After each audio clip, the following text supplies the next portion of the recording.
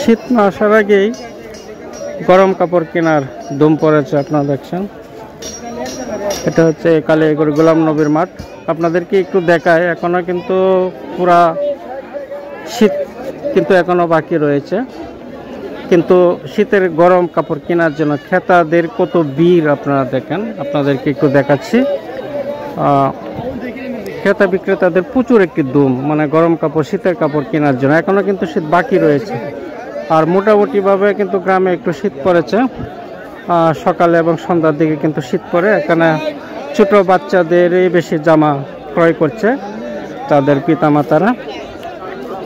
এটা হচ্ছে সাপ্তাহিক শুক্রবারের হাট, কালিয়াকৈর গাজীপুর গোলাম নবীর মাঠ।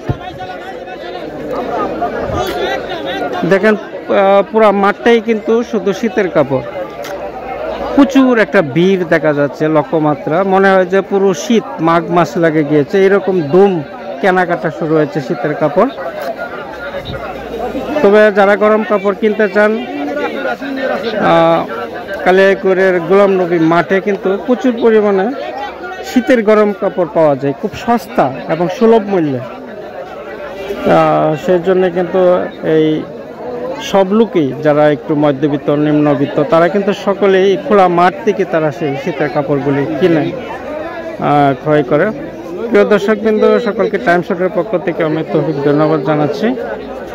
ভিডিওটি অবশ্যই শেয়ার করে দেবেন, সাবস্ক্রাইব করবেন।